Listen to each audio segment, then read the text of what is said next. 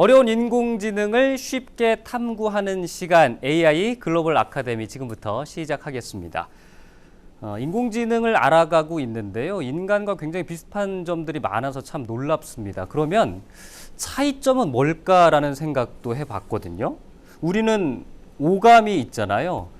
AI도 오감이 있을까? 인간이 오감을 통해서 이해하는 것들을 AI도 이해를 할까? 이런 점이 참 궁금해졌습니다. 이런 궁금증에 더해서 인지 심리학 내용까지 오늘 깊이 있게 그리고 재미있게 탐구를 해보도록 하겠습니다. 이 교수님을 섭외했을 때요, 다들 와 대단하다 이렇게 말씀을 해주시더라고요. 어떻게 이렇게 바쁘신 분을 섭외할 수 있었느냐? 아주대학교 김경일 교수입니다. 무대 위로 모시겠습니다.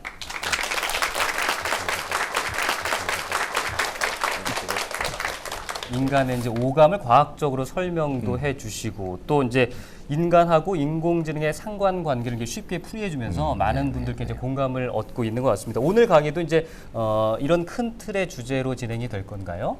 최재봉 교수님이 앞으로 엄청난 변화, AI에 의한 변화를 말씀해 주셨잖아요. 저는 물론 그 변화도 일부 말씀드리겠지만 그럼에도 불구하고 우리만 가지고 있는 가치를 또 한번 들여다볼 수 있는 그런 시간을 한번 가져볼 수 있으면 좋을 것 같습니다. 기대됩니다. 그럼 지금부터 본격적으로 김경일 교수님의 강의를 청해 듣겠습니다. 박수 부탁드립니다. 네, 감사합니다. 네, 사람처럼 생각하는 기계를 만든다면 제일 중요한 게 사람 생각의 설계도잖아요. 그러니까 저희는 사람 생각의 설계도를 만들어내야 되는 게 저희 임무고, 그렇게 해서 저희가 그 설계도를 계속 납품을 해줘야 엔지니어들, 개발자들, 프로그래머들이 인간이 이렇게 생각하는구나 라고 하면서 AI, 인공지능에 계속해서 기술을 개발하겠죠.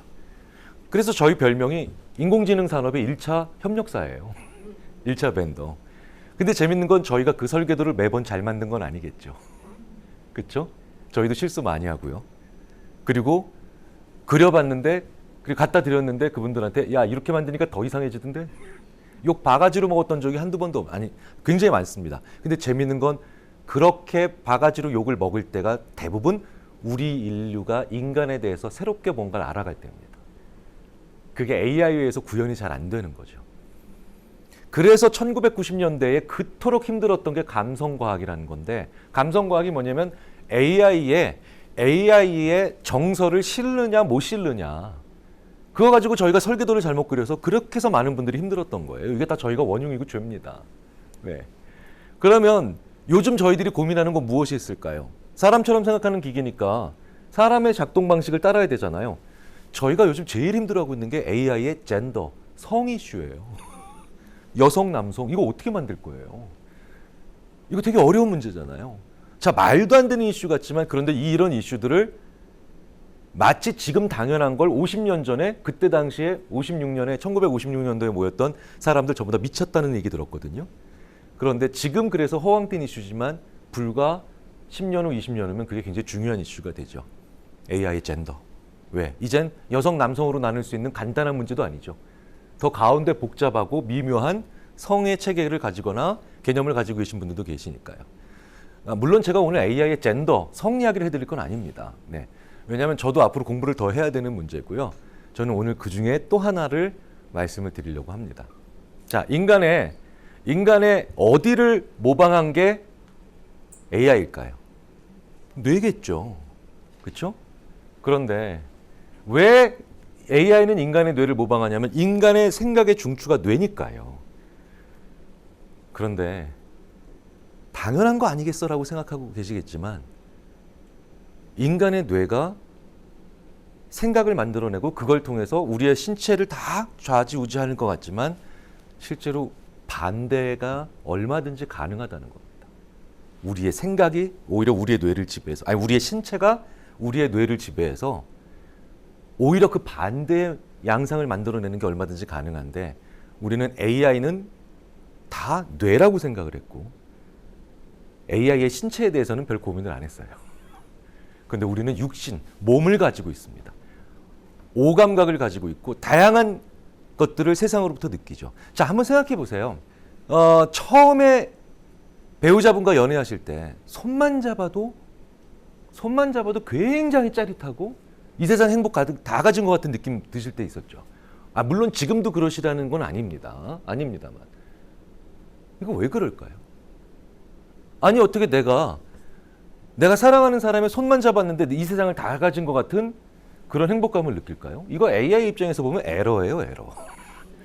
이거 되게 이상한 거예요. 근데 이게 인간한테는 정상이죠. 그렇죠? 자, 우리의 몸과 뇌의 관계를 통해서 현존하는 AI와 그리고 앞으로 나갈 AI가 우리 인간과 어떻게 다른가를 살펴보고 더 나아가서 우리 인간의 의미에 대해서 한번 제대로 생각해보는 그런 시간을 가져보도록 하겠습니다. 1997년, 무려 23년 전에 IBM의 딥블루라고 하는 컴퓨터에게 이제 인간이 체스를 치기 시작합니다. 지금 머리 붙잡고 괴로워하는 사람이 그때 당시에 세계 체스계를 지배하고 있었던 러시아의 게리 카스파로프죠. 머리 붙잡고 괴로워하고 있다는 건 지금 졌다는 얘기죠. 관객들의 표정이 경악을 금치 못하는 표정이 나옵니다. 2011년에 드디어 IBM의 왓슨, 요새 병원에서 암도 진단한다는 IBM의 왓슨이 나와서 이제 퀴즈 대결을 펼치죠. 제퍼디라고 하는 퀴즈 프로그램인데 미국 사람들이 가장 오랫동안 보고 있고 그 다음에 장수하고 있으며 사랑받는 퀴즈 프로그램이에요. 인간의 두 전설과 이제 퀴즈 대결을 펼치죠. 왼쪽에 있는 사람이 켄 제닝스라고 하는 친구입니다. 얼굴 허연 친구. 제퍼디 안 보는 미국인들도 대부분 알더라고요. 제퍼디에서 74주 연속 우승한 친구입니다. 74주. 1년 52주인데 결방하는 거 몇 번 빼면 1년만 동안 미국 사람들은 제가 이기는 것만 본 거예요. 그냥 레전드죠. 그냥 전설입니다. 그럼 옆에 있는 이 친구는 누구냐? 브래드 루터라고 하는 친구입니다. 최다 상금액 기록은 저 친구가 다 가지고 있어요. 그러니까 역대 최다 연승자와 최다 상금액 기록자가 맞붙었는데 저게 시작한 지 얼마 안 된 스코어입니다. 나중에 4배까지 벌어져요. IBM의 왓슨한테 완패를 당하죠. 자, 2014년에 또 어떤 일이 벌어지냐면 러시아의 유진 구스트만이라고 하는 설계자가 개발한 챗봇, 채팅하는 로봇이죠. 채팅하는 로봇이라는 건 대화하는 로봇이잖아요. 근데 표현이 참 재밌죠. A chatbot has passed the Turing test for the first time. 자, 튜링이 또 나옵니다. 아까 그 앨런 튜링이. 채팅하는 로봇이 2014년에 러시아의 유진 구스트만이 설계한 챗봇이 드디어 인간에게 있어서 대화를 하는데 인간이 내가 지금 기계랑 대화하고 있다는 걸 모르는 거예요. 그게 튜링 테스트의 핵심입니다. 그 앨런 튜링이 죽기 전에 이러면 이 테스트를 통과하면 내 테스트를 통과하면 실제 AI야. 그건 진정한 AI야. 근데 그 핵심이 뭐냐면 가려놓고 기계랑 인간이랑 대화하는데 인간이 기계랑 대화하고 있다는 걸 전혀 못 느끼고 또 다른 인간이랑 대화하고 있다고 속으면 그게 튜링 테스트를 통과한 거예요. 네. 그러니까 그래서 튜링 테스트가 역사적으로 중요하니까 저런 표현을 쓴 겁니다. 2014년에 드디어 미장원과 레스토랑을 예약하는데 아무 문제가 없어집니다. 네. 상당히 긴 시간 동안 통화를 했어요. 그런데 다 깜빡 속더라고요.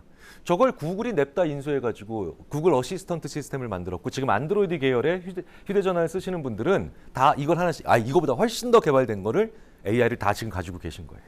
네, 굉장히 비싼 그때 당시로는 몇억 불짜리 기술을 지금 다 가지고 계신 겁니다. 자, 다음 장면 안 보여드려도 다 아시겠죠. 네, 2016년에 전 국민들께서 이세돌 구단의 목소리를 알게 되는 사건이 벌어지죠. 참 이세돌 구단이 근데 참 대단한 품성이고 대인배고 그리고 참 나도 이세돌 구단보다 나이가 많지만 어떻게 저런 의미를 생각할까라고 하면서 참 많은 감동을 받았는데 어쨌든 전적은 구글의 알파고에게 1승 4패로 무너지죠. 그 1승도 인간이 거둔 유일한 승이에요. 그 다음 해인 2017년도에 현재 그때 당시 세계 랭킹 1위. 왜냐하면 이 이세돌 구단은 그때 전 세계 랭킹 1위였습니다. 바둑에서 전 세계 랭킹 1위. 근데 2017년 당시 세계 랭킹 1위였던 커제 구단을 그 1년 만에 이젠 알파고가 범접이 불가능한 수준으로 커제 구단을 거의 어린아이 팔목 비틀듯이 이겼죠. 이때 즐거우셨나요? 인류의 기술이 여기까지 발전했구나라고 하면서 뿌듯함 느끼셨나요? 아니죠. 이때 굉장한 충격을 받으셨을 거예요. 그날부터 우리나라의 4차 산업혁명과 AI라는 말이 다시 시대의 키워드가 된 거 기억나시죠? 그리고 그때부터 우리나라의 모든 언론사에서 이런 기사를 계속해서 내보내기 시작하십니다. 앞으로 20년이나 30년 있으면 없어지는 직업과 직종을 얘기하기 시작하시는데 이분들이 우리나라의 모든 직업을 이제 다 없앴습니다. 이제 남는 직업이 없어요. 네? 뭐 민간 공공 금융 서비스 제조 아니면 싹 다 없앴습니다. 재작년인가요? 저희도 이제 그 기사 분석을 합니다. 도대체 언론사에서 어떤 직업이 주로 없어진다라고 계속 얘기를 하는지 저희 대학원생들이랑 같이 이렇게 기록을 하고 추이를 보고 있다가 제가 재작년에 드디어 한 일간지의 기사를 보면서 야 이제 그만해! 다 없어져 이제 남는 거 없어! 제가 무슨 기사를 봤냐면 전업주부가 없어진대요. 야 엄마가 없어지는데 이제 뭐 다 일로 끝났어. 야 다 없어 이제 직업이라는 게 아예 없어. 막 이러면서 제가 이제 더 이상 분석하지 말라 그랬는데 확실히 재밌는 건 그 석사 1학기 학생 제일 막내죠 대학원생 중에 이런 친구들이 똑똑해요. 교수님 아직도 언론사 기사 분석 더 해야 됩니다. 아직 안 없어진 게 있냐? 아직 전혀 안 없어진 게 있습니다. 뭔데? 언론사가 안 없어졌습니다. 사실 그때부터 이제 인류는 어디로 가야 되는가에 대한 얘기들을 시작하죠. 그런데 참 재밌는 건요. 2016년 겨울에 각 대학의 입학 업무가 있잖아요. 저도 이제 저희 아주대학교 입학 관련 업무를 많이 보고 있는데 각 대학의 입학 관련 그 업무를 담당하고 있는 교수님들과 회의를 하고 있는데 갑자기 이래요. 이게 다 뭡니까? 논리 연산 게임이잖아요. 우리나라 부모님들 대단한 능력이에요. 정말 대응 능력 하나는 정말 코로나 이렇게 이겨내시는 것도 대단하지만 그때 학부모님들을 보면서 제가 더 놀랐습니다. 야 이건 정말 대단한 분들이다. 왜? 예체능계의 경쟁률이 확 올라갑니다. 니들이 예술은 안 되겠지. 우리나라 부모님도 정말 대단한 분들이에요. 자식의 장래를 이렇게 4차 산업혁명적으로 바꿀 수 있는 분들을 처음 봤습니다. 그 예체능계 스커트라인이나 경쟁률이 올라왔었어요. 마이크로소프트가 이걸 어떻게 알았는지 그 다음에 이제 드디어 예술을 하기 시작하죠. 렘브란트입니다. 렘브란트. 자, 렘브란트의 그림은요. 그때 당시의 사람들은 그림이라고 못 느낄 정도로 사실적이었어요.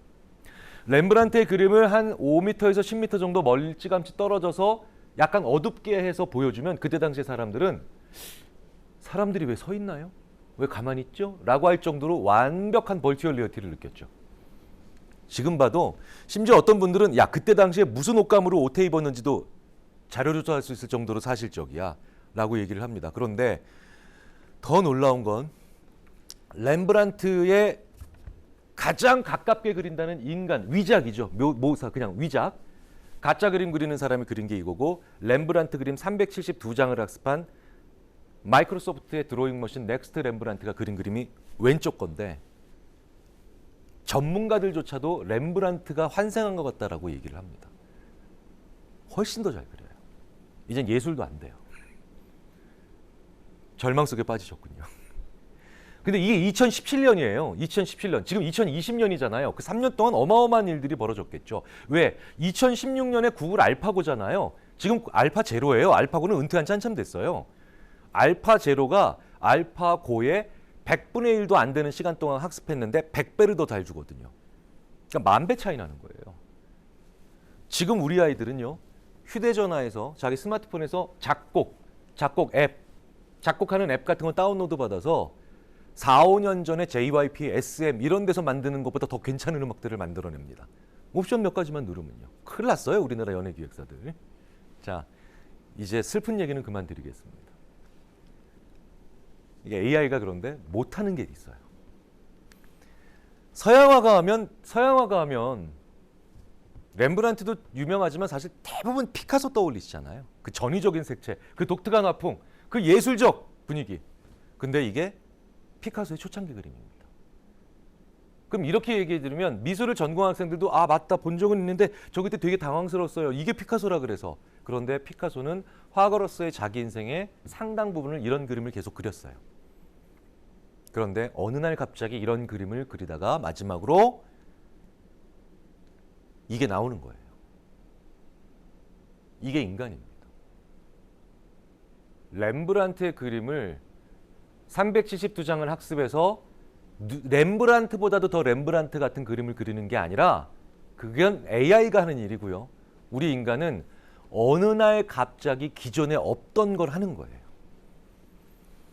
만약에 넥스트 피카소를 마이크로소프트에서 만들었잖아요. 그러면 이 전까지의 그림을 많이 학습하면 많이 학습할수록 이 그림을 그리는 건 더 어려워질 겁니다. 자, 그러면 결론이 나오죠. AI와 인간이 무엇이 다른가? 인공지능 AI는요. A와 B를 학습을 하면 나중에 그 A와 B에 관련된 지식이나 정보가 필요할 때 가장 정확하게 그 A, B를 내놓는 게 AI의 임무이자 개발의 목적이고 우리가 AI보다 못하는 겁니다. AI가 제일 잘하는 거죠. 그런데 우리 인간은 A와 B를 열심히 가르쳐 놨더니 감사합니다. 잘 배워놓고 어느 날 갑자기 이 C라는 게 툭 하고 튀어나오는 거예요. 그게 인간이에요. 그래서 미래 사회에 굉장히 창조적인 일을 하기 위해서 지금의 아이들이 그걸 카피하는 교육을 받는다는 건 의외로 경계해야 됩니다.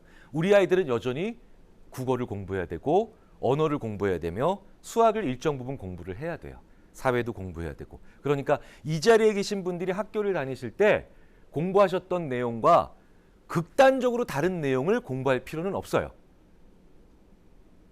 왜? 어차피 같은 걸 공부했는데 저 C를 만들어내는 사람이 누구냐에 대해서만 우리가 관심을 가지면 되죠.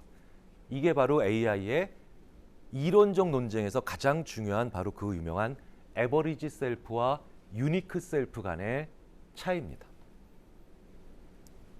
에버리지 셀프, 평균이죠, 에버리지는. 그러면 AI는 A와 B를 열심히 학습시켜 놓으면 그 A의 가장 평균적인 정확한 A와 B를 내놔야 되죠. 그러니까 AI는 많아지면 많아질수록 동질적이어야 돼요. 그런데 이게 왜 더 중요해지냐면 예전의 권위주의 사회 혹은 그냥 공장만 많이 있으면 좋은 산업사회에서는 에버리지 셀프가 더 좋았어요. 시키는 대로 일하고 그리고 배운 대로 그냥 써먹는.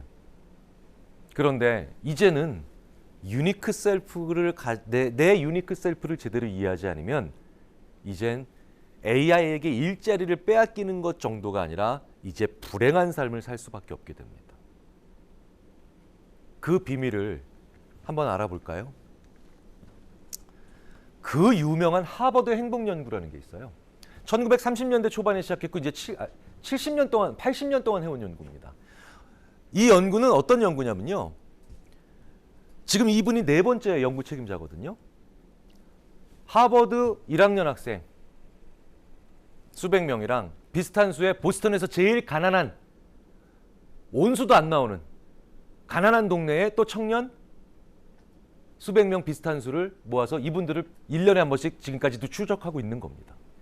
그러니까 연구 책임자가 네 번씩 바뀌었죠. 왜 이분들 다 돌아가시니까 자꾸. 네. 하버드 학생들은요. 대단하죠. 이 연구에 대상 포함됐던 사람 중에 하나가 워터게이트 사건에서 그 뇌관을 건드린 워싱턴 포스트의 벤 브래들리고요. 또 다른 사람이 바로 케네디 대통령이에요. 네. 하버드니까 이런 사람들 많이 나올 수 있죠. 보스턴은 뭐 보여드리고 싶어도 뭐 없어요. 근데 그 빈민가는 가난한 동네는. 그런데 75년 동안 살아오면서 이분들이 어떤 행복의 공통점을 가지고 있느냐. 이미 예상하셨다시피 돈의 크기는 큰 상관이 없습니다. 돈의 크기는 큰 상관이 없어요. 그럼 뭐가 있느냐? 바로 좋은 관계, 내가 믿고 의지할 수 있는 친구들이 있는 사람들. 이런 사람들이 있는 사람들이 가장 행복하다. 당연한 결론이죠. 당연한 결론입니다.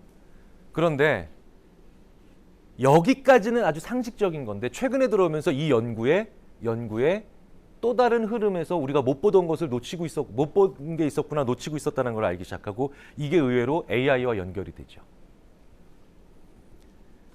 연구에 초창기에 참여했던 사람들이 100% 남자예요. 다 남성이에요. 그래서 꽤 최근에 와서야 그 부인들 혹은 그 가족들, 그 본인이 사망하면 이제 그 후손들을 연구하니까 여성들에 대한 연구를 하기 시작한 겁니다. 그러면서 우리나라에서도 그런 패턴이 보이는데 재밌더라고요. 기본적으로 행복한 삶을 위해서는 누구나 얘기합니다. 포지티브 이모션, 긍정적 감정 많이 느껴야 되죠. 인게이지먼트, 좋은 관계가 있어야 되죠. 그리고 그 다음에 어컴플리시먼트, 성취해야 되죠. 미닝, 의미 있는 삶을 살아야 됩니다. 이거 당연히 우리가 다 알고 계신 사실이잖아요. 그러면 이런 삶을 사는데 제일 불리한 건 어떤 겁니까? 혼자 사는 거죠. 혼자 사는 거예요. 실제로 하버드 행복연구도 그 점을 굉장히 잘 보여줬어요. 그래서 1인 가구는 굉장히 늘어난다는 거 잘 아시죠? 이건 더 이상 거스를 수 없는 겁니다. 그래서 혼자 사는 사람들은 행복의 질이 점점 떨어진다. 이게 거의 정설이었는데 남자만 그래요. 야 이거 어떡하지? 이런 삶을 불행하다고 안 보잖아요. 그렇죠? 예, 우리도 혼자 있을 때가 더 즐거울 때가 있잖아요. 근데 왜 남자들은 혼자 있으면 점점 슬퍼지고 여자들은 그게 안 떨어지냐? 사실이에요. 자, 여기가 바로 뭐냐? 연령이죠. 그런데 1인 가구의 연령대별 삶의 만족도면 아무래도 후반부로 나이가 더 고령으로 갈수록 1인 가구로 살았던 기간이 좀 더 길어지거든요. 자, 남성 떨어지죠? 여성이 안 떨어져요. 저희도 굉장히 진심으로 떨어지기를 바라고 있었는데 제가 남자니까 안 떨어져요. 안 떨어집니다. 참 이게 떨어뜨리고 싶은데 이게 안 떨어지죠. 사실 이거보다 심지어 상승한다는 연구도 있어요. 자, 이거 진짜 우리 남자들한테는 그렇죠? 남자들한테는 이거 정말 굉장히 무서운 얘기입니다. 지금 기혼이신 남성분들 잘해 주셔야 돼요. 네. 일본에 이런 책이 있어요. 혼자 사는 우리도 당연히 있는 패턴이지만 부부가 있는데 여성이 먼저 사망합니다. 부인이. 남자가 3년 이상 살지를 못해요. 네. 그리고 그 3년 동안 계속 자기 아내가 없기 때문에 불평하고 그리워하다가 죽습니다. 살아있을 때는 그렇게 못해놓고선. 그런데 일본 연구예요. 여기서부터는. 네. 부부가 살았는데 남편이 사망했어요. 이제 70대, 80대, 90대든 언제든. 여성이 한 일주일 정도 애도를 해줍니다. 부인이. 한 일주일 정도 애도를 해주다가 갑자기 일주일 후부터 건강이 좋아져요.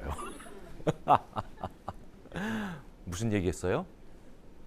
행복과 건강에 좋은 관계 못지않게 중요한 건 나쁜 관계를 없애는 거예요. 제가 그래서 아빠 학교, 아버지 학교에 가가지고 우리 큰일 났다. 잘해야 된다. 우리가 죽어야 내 아내가 더 행복해지는 그런 상황만큼은 절대 만들지 말자라고 제가 강의를 하고 돌아왔는데 그날 저녁에 저랑 같이 살아주시는 그 여자분이 저한테 이럽니다. 네 얘기야. 네 얘기야. 라고 얘기를 하더라고요. 자, 그러면 종합을 해볼까요? 1인 가구가 우리는 언젠가는 혼자 삽니다. 그리고 혼자 있는 시간은 앞으로 뭐 때문에 더 많아지죠? 코로나 때문에 더 많아지죠. 혼자 사는 시간이 많아지는 우리 인간, 그리고 늘 몰려다니거나 군중 속에서 살아야 되는 그런 19세기형의 문화에서 벗어나서 이제 AI는 나를 더 혼자 있게 해주죠. 그런데 그 혼자 있는 내가 좋은 관계는 유지하고 나쁜 관계는 유지하지 않을 만큼의 좋은 관계를 유지하는 건 뭡니까? 내가 배려하고 포용하면 되죠. 나쁜 관계를 끊어내려면 어떻게 해야 됩니까? 용기를 가져야 되죠. 그 모든 걸 다 가능하게 해주는 그게 바로 뭐냐? 나의 유니크 셀프, 나의 독특한 측면을 알아가기 시작하는 겁니다. 나의 인간으로서의 독특한 가치를 모르면 그런 사람들은 절대로 좋은 관계를 포용하고 나쁜 관계를 끊어내는 이쪽에서의 허용감, 배려심과 이쪽에서의 결단력을 못 가지게 돼요. 왜? 에버리지 셀프로 가잖아요. 에버리지 셀프가 무엇을 시키니까 남들이랑 똑같이 살으라고 시키잖아요. 그럼 남들과 똑같이 살면은 얼마나 안전하고 평화롭고 괜찮지 않을까요? 그렇지 않다는 거예요. 좋은 관계를 유지하고 나쁜 관계를 막아내는 게 얼마나 중요하고 그걸 위해서 내가 행복을 위해서 AI가 만들어낸 세상에서 유니크 셀프를 찾는 게 얼마나 중요한지 특히 한국 사회에선 중요합니다. 왠지 아세요? 한국 사회가 전 세계에서 제일 특이한 인칭 대명사를 사용하고 있죠. 나와 우리에서 나는 자하고 우리는 공동체잖아요. 그렇죠? 그런데 외국 심리학자들이 저보고 그러죠. 야, 어떻게 내가 자하고 우리는 공동체인데 어떻게 니네는 공동체를 자아로 쓰냐? 무슨 얘기야? 전 세계에서 우리 와이프라고 하는 표현은 니들만 쓴다. 그러고 보니까 우리 와이프는 영어로 바꾸면 our 와이프예요. 우리 남편이라고 하시죠? 그거 our 허스번드예요. 혼자 사는 사람도 자기 집에 놀러 오라 그럴 때 우리 집에 놀러 오라 그러죠. 무남동료 외동딸인데도 자기 아빠 우리 아빠라 그러죠. 그러니까 이게 굉장히 관계주의적인 사고입니다. 그래서 한국 사람들의 자기소개서는 내가 없고 관계만 있죠. 외국 사람들이 되게 특이해하는 그 자기소개서예요. 한국 사람들 전 세계에서 유일하게 자기소개서에서 자기소개 안 합니다. 자기 관계 소개하죠. 다들 이렇게 쓰세요. 심지어 90대 어르신부터 10대까지. 저는 해놓고 엄격하신 아버지와 자상하신 어머니 사이에서 3남이녀 중 셋째로 태어났고. 그렇죠? 외국 사람들 자기소개서 이렇게 쓰죠. 저는 32세에 활발한 성격에 컴퓨터 프로그래밍 능력이 뛰어난 톰슨이라고 합니다. 이 톰슨의 자기소개서를 또 우리나라의 기업의 채용담당 실장님이 보시면서 이래요. 이런 되바라진 놈을 봤나. 아니 왜 그러세요? 라고 하니까 이 녀석 보세요. 이 녀석 자기소개서는 지 얘기만 하고 있어요. 우리나라 사람의 자기소개서는 다 외국 나가면 이분은 언제 자기소개하는 걸까? 세대 차이도 없어요. 실험 한번 해볼까요? 우리나라가 얼마나 독특한 관계, 이 관계를 좋은 관계를 유지하고 나쁜 관계를 끊어내는 게 얼마나 중요한 건지를 우리가 이제 인식을 하고 있는데 그 관계가 얼마나 한국에서 중요한지. 한국 사람들은 가운데 있는 거랑 어느 게 더 비슷해? 왼쪽이 비슷해? 오른쪽이 비슷해? 자, 왼쪽이 A고 오른쪽이 B입니다. 어느 게 더 가운데랑 비슷해 보이세요? A, B. 다 B라 그러시죠? 대부분의 나라에서는 A라 그래요. 그럼 우리나라 분들 대박. 근데 왜 우리나라 특히 일본과 중국도 이런 경향이 있지만 이제 많이 약해졌죠. 한국은 그런데 전혀 변함이 없습니다. 왜 우리는 왜 우리는 이 B가 더 가운데 있는 녀석이랑 비슷하다고 생각할까요? 같은 집안 출신이거든요. 같은 데서 왔잖아요. 서양에서는 특히 서양에서는 같은 구멍에 끼워 넣을 수 있다는 겁니다. 그러니까 기능이 같으니까 역할이 같으니까 A를 더 비슷하다고 보지만 우리는 같은 데서 왔거든요. 그치? 너랑 나랑 같이 제주도야. 이게 더 중요하다는 거예요. 심지어는 이런 독특한 현상이 일어나게 되죠. 원숭이 곰 바나나 이것도 유명한 연구입니다. 밑에 있는 곰 바나나 둘 중에 하나를 위에 있는 원숭이랑 묶으셔야 돼요. 첫 번째 방법은 곰과 원숭이를 묶는다. 두 번째 방법은 원숭이와 바나나를 묶는다. 되게 재밌죠? 어떻게 묶으시겠습니까? 벌써 땡기는 게 확 나오시잖아요. 우리나라에선 세대 차이도 안 나요. 90% 이상 모든 세대에서 원숭이와 바나나를 묶어요. 외국 심리학자들이 막 미쳐버리려고 그래요. 막 외국 심리학자들이 저한테 와서 야 니들 아직도 그런다며? 요즘 더 그래 우리 젊은 친구들. 온라인에서 오프라인에서 온라인으로 갔을 뿐이야. 외국 심리학자들이 이래요. 야 진짜 한국 사람들 특이하네. 야 원숭이 동물, 곰 동물, 바나나 식물이야. 어떻게 동물과 동물을 안 먹고 동물과 식물을 먹고 더 놀라운 사실은 제가 생물학 박사님들 모여있는 학회에서 생물학 박사님들한테 여쭤보니까 만장일치로 원숭이와 바나나를 먹으세요. 그래서 제가 아니 원숭이 동물, 곰 동물, 바나나 식물이잖아요. 생물학 박사님들 라고 했더니 이분들이 저한테 이구동성으로 이러십니다. 무슨 말씀이세요 교수님? 원숭이와 바나나는 모종의 관계가 있어요. 굉장히 사회적이죠. 관계적이고. 그래서 우리나라에서는 제일 힘센 광고가 뭔지 아세요? 관계주의에 호소하는 광고입니다. 너 빼고 다 샀다? 이 광고가 우리나라에서 무조건 제일 힘이 세요. 예. 자, 어렸을 때 제가 중학교 고등학교를 다니던 1980년대 초중반에 N사랑 P사의 운동화 둘 중에 하나를 안 신으면요. 예. 사회생활 안 하겠다고 하는 거였어요. 예. 그리고 제가 대학교쯤 들어갈 때쯤 이거 일본의 S사의 이거 있잖아요. 예. 예. 걸어다니는 사람이라고 하는 그 카세트 플레이어 안 가지고 다니면 이거 사회생활 안 하겠다는 사람이었어요. 굉장히 그게 강하죠. 우리나라처럼 남의 의식을 하지 않는, 남의 의식이 중요한 나라가 없습니다. 그러니까 타인의 에버리지화되기 쉬운 사회예요. 굉장히 쉬운 사회죠. 그러니까 더더욱 우리는 좋은 관계와 나쁜 관계를 살리고 끊어내는데 어려울 수밖에 없어요. 방법이 있어요. 그리고 그걸 앞으로 AI가 도울 겁니다. 실제로 우리나라는 뭐만 하면 50%가 넘었던 시절이 있었습니다. 네. 심지어 만화영화 시청률이 42.8%. 생각해보세요. 어떻게 시청률이 만화영화인데 42%가 나와요? 그 시간에 어른들도 같이 봤다는 얘기죠. 그렇죠? 그런데 이걸 바로 원트에서부터 탈피해서 라이크로 가야 된다는 얘기를 하는 건데요. 자, 무슨 얘기냐면요. 제가 자주 말씀드리는 건데 제가 놀이동산에서 저희 집 막내딸이 10년 전에 유치원 다닐 때 풍선 사달라고 난리를 쳐서 풍선 사준 적이 있습니다. 제가 이제 방송에서 가끔 드리는 얘기인데 풍선 되게 비쌌어요. 12,000원이었어요. 그런데 12,000원짜리 풍선을 사줬는데 불과 4분에서 5분 정도 지났는데 제가 앞서서 걸어가고 있는데 제 뒤통수에다 대고 저희 막내 채원이가 이렇게 얘기합니다. 아빠 팔 아파요. 제가 너무 어이가 없어서 뒤를 돌아봤는데 벌써 뭐가 올라가요. 이 느낌 아시죠? 예. 왜 친부모가 친자식을 미워할 수 있는가를 여기서 느끼는데 그날 제가 막 혼내줬죠. 그런데요. 제가 그날 저녁에 스마트폰으로 찍은 사진을 보고 깜짝 놀랐습니다. 제 아이 채원이가 풍선 사달라고 난리쳤던 곳에서 찍었던 사진을 보니까 주위에 다른 아이들이 다 풍선 가지고 있어요. 나만 안 가지고 있는 거예요.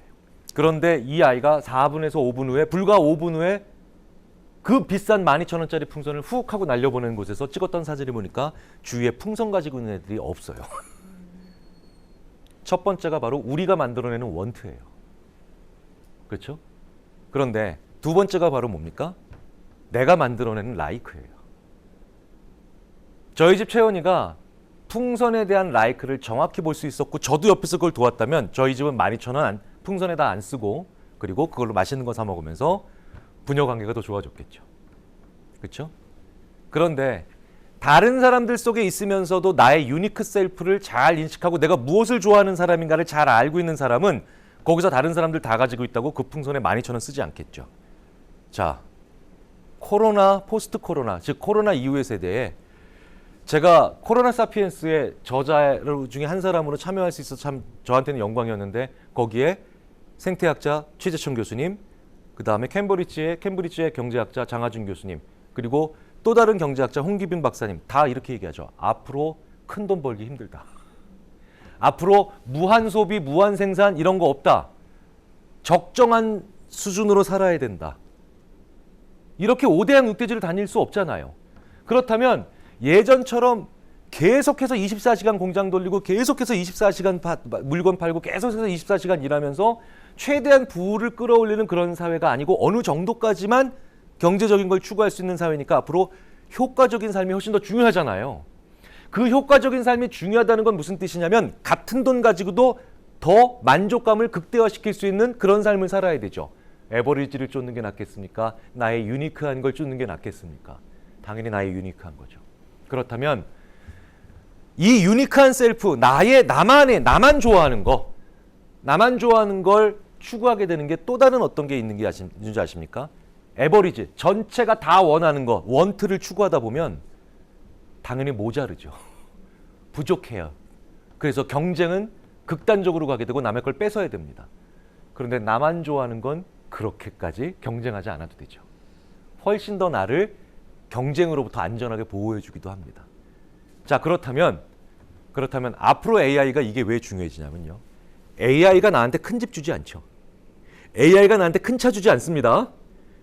AI가 나한테 엄청난 돈을 벌어다 주진 않아요. 여전히. 그런데 재밌는 건 AI가 날 잘 도울 수 있는 게 있다는 거예요. 자, 우리가 왜 큰 집 가지고 왜 큰 차 추구하고 큰 돈 벌려고 하나요? 남이 날 보고 감탄하기 위해서.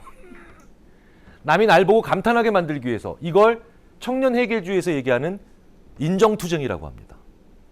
인정투쟁. 무슨 얘기입니까? 사람이 왜 사는가 봤더니 굉장히 많은 경우에 남이 날 보고 감탄해야 돼요. 근데 날 보고 감탄하는 건 힘들죠. 너 콩팥 너무 괜찮다. 이거 힘들잖아요. 너 간이 너무 건강해. 이런 거 어렵잖아요. 그러니까 나의 무엇을 봅니까? 재산과 그 다음에 지위를 주로 보죠. 내가 어떤 차를 타느냐를 주로 봅니다. 간접 추론하는 거예요. 그러니까 남의 감탄에 목매기 시작하면 계속해서 큰 집, 큰 차, 그리고 큰 돈 필요하죠. 근데 그게 점점 어려워지잖아요. 근데 진짜 행복한 삶은, 유니크한 삶은 뭡니까? 그 감탄, 그 남의 감탄에 목매는 게 아니라 이제 내가 나한테 감탄해야 되죠. 내가 나한테 감탄해야 돼요. 그럼 내가 나한테 감탄한다는 건 무슨 뜻이냐면요. 그게 바로 문화적인 삶을 하는 거고 예술과 미적 경험을 한다는 거예요. 자, 보세요. 오늘 그림을 요새 취미로 그림 그리시는 분들 있잖아요. 저희 아버지도 취미로 그림을 한번 그리신 적이 있는데 그리셨는데요. 어느 순간부터 그려놓고 자기한테 너무 감탄하세요. 근데 제가 봤을 때 그거는 어디다가 팔아도 재료값도 못 받아요. 근데 거기서 뭘 느끼냐? 아까 행복한 삶의 중요한 것 하나는 의미와 보람을 느낍니다. 그리고 그걸 하면서 자꾸 내 기분이 좋아지고 그리고 무언가 성장한다는 느낌을 가져요. 그게 참 문학과 예술과 미적 경험들은 그런 묘미가 있죠. 그래서 앞으로의 AI는 내가 밖에서 전화 걸어서 불 켜줘. 이런 IoT의 사물 세계도 있지만 나의 유니크한 감각을 잘 끌어내줄 수 있는, 그리고 내가 어떤 감각을 잘 가지고 있고 나는 정말 어떤 걸 잘 통해서 나 스스로에게 보람 있는 일을 해서 나에게 감탄할 수 있게 만드는가를 주목해서 보시면 그런 AI는 가장 저렴하면서도 효율적이면서도 나를 행복하게 만들어주는 그런 AI가 될 겁니다. 그런데 내가 나한테 하는 그 짜릿한 감탄은 주로 어디서 오느냐? 뇌에서 이성적으로 만들어내는 게 아니라 우리의 손발에서, 피부에서, 심장 박동수로 만들어내는 거거든요. 그래서 이 유니크 셀프를 찾는 제일 좋은 방법은 우리의 몸을 이해하시는 거예요. 몸을. 우리의 몸이 참 독특해요. 이런 표현 왜 있을까요? 모든 언어에. 나 손 씻었어. 안 씻었는데? 이러지 않죠. 교도소 문을 나오면서 나 손 씻었다. 이 얘기는 뭐냐면 난 앞으로 착하게 살 거라는 거죠. 모든 언어에 있어요. 참 그 사람은 가슴이 따뜻한 사람이야. 이거 모든 언어에 있어요. 우리말에만 있는 게 아니에요. 가슴이 따뜻하면 사실은 질병에 걸린 거예요.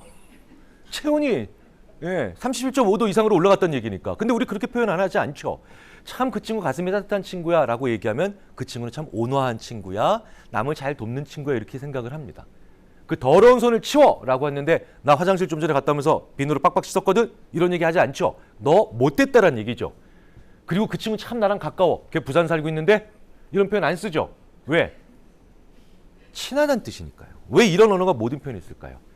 우리가 행복감과 관련된 모든 언어는 다 몸과 관련돼 있어요. 몸과 관련돼 있어요. 그래서 우리의 뇌만 AI적으로, 현재 AI적으로 이해하시는 게 아니라 우리의 몸을 또 잘 돌볼 수 있는 AI에 주목하시면 앞으로 어떤 것이 필요한지, 심지어는 이젠 개발이 워낙 쉬워진 시기이기 때문에 스스로 아이디어를 만드실 수도 있습니다. 이미 꽤 많은 나라에서는 은퇴하신 할아버지 할머니들께서, 은퇴하신 꽤 지난 할아버지 할머니들께서 개발자들 불러다 놓고 아이디어 알려주잖아요. 왜겠어요? AI는 AI 시대의 4차 산업 시대의 가장 큰 매력은 뭔지 아십니까?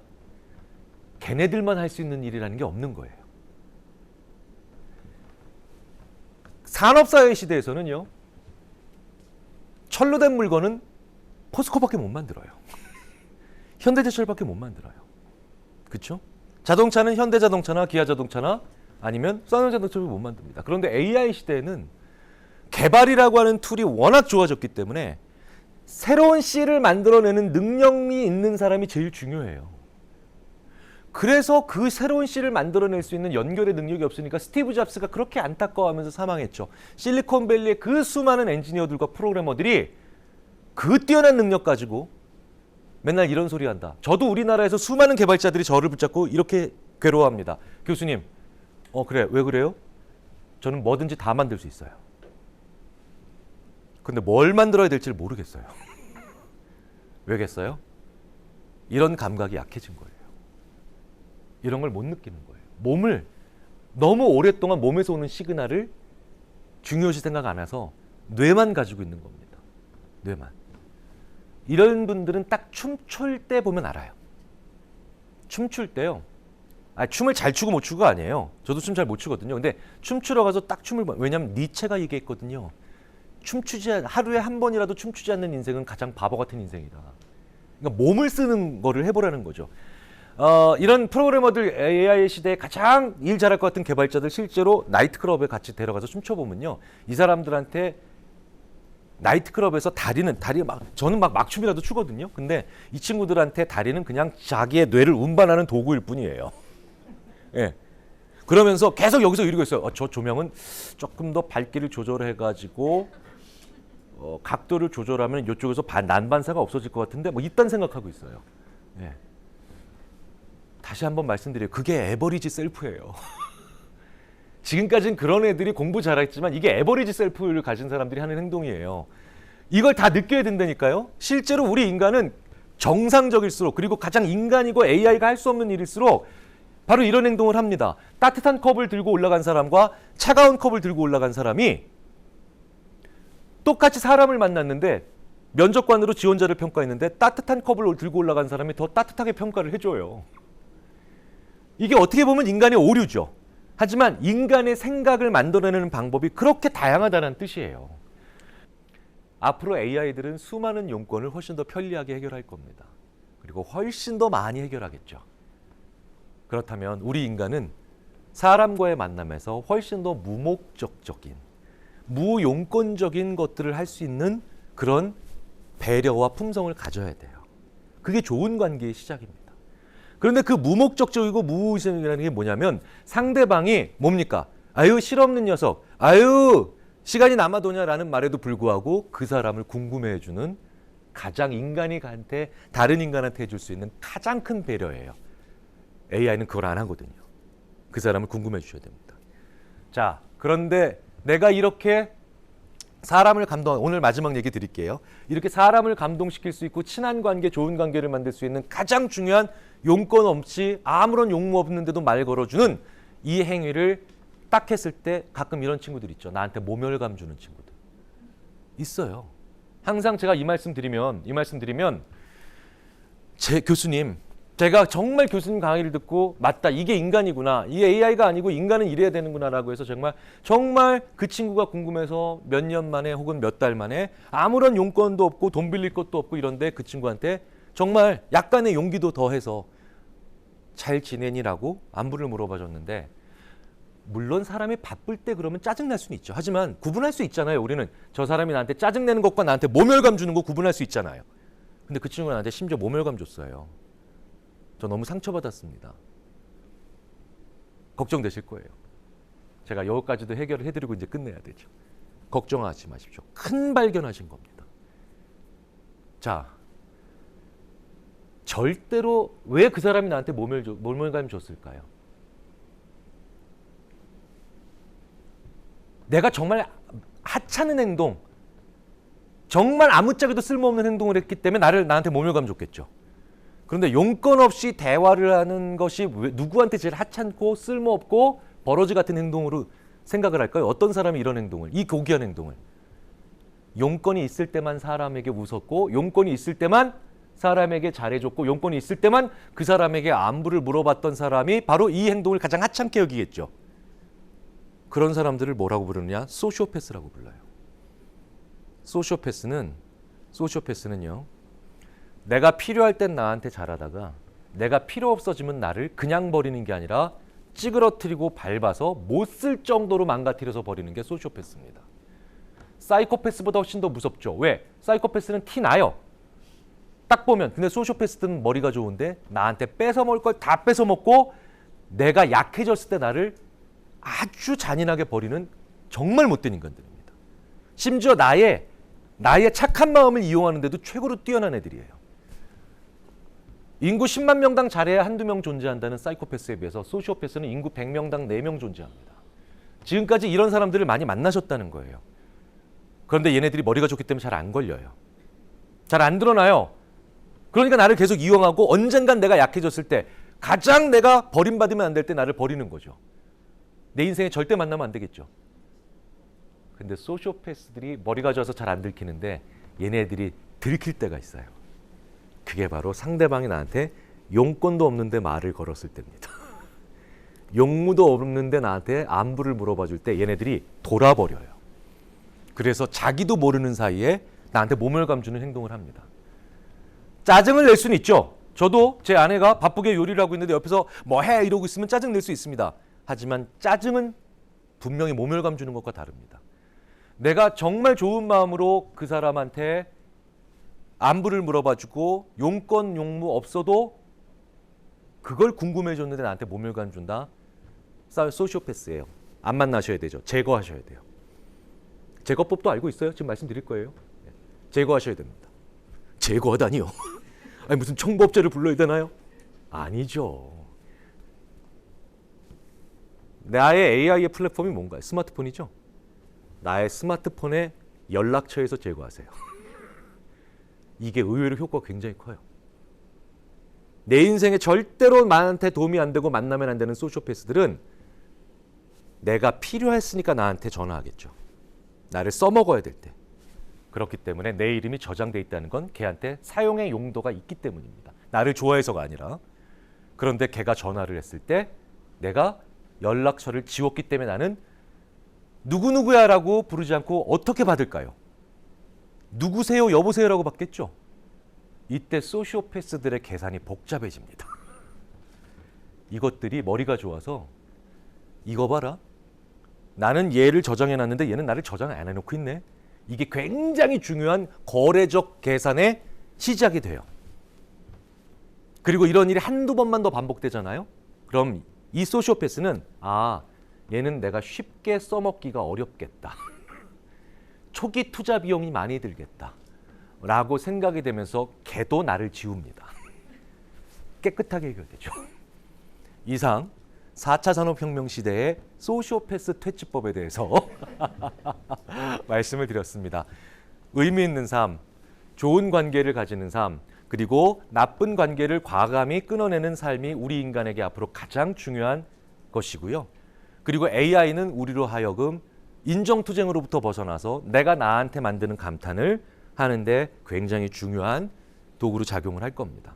그리고 그 과정에서 용건, 용모래 대부분을 이제 훨씬 더 많이 AI들이 해결하니 우리 인간은 오히려 사람과 사람의 만남을 훨씬 더 덜 계산적으로 볼 수 있는 그런 마음의 여유를 가지시면 4차 산업혁명 시대와 AI 시대에 가장 우리의 6번째 감인 육감적으로 상세상과 제일 지혜롭게 소통하실 수 있고 유니크 셀프를 만드는데 일조를 하시지 않을까 생각이 됩니다. 그래서 이런 얘기들을 조금 두서없지만 말씀을 드렸습니다. 긴 시간인데 호흡을 너무 같이 잘해 주셔가지고 제가 아주 즐겁게 말씀을 드렸습니다. 저는 여기까지 말씀을 드리겠습니다. 감사합니다.